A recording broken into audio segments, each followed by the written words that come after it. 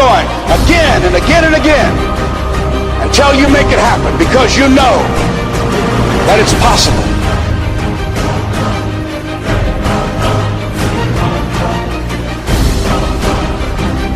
I don't know what that dream is that you have.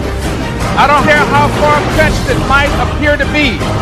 I don't care how disappointing it might have been as you've been working toward that dream. But here's what I know, that dream that you're holding in your mind, that it's possible.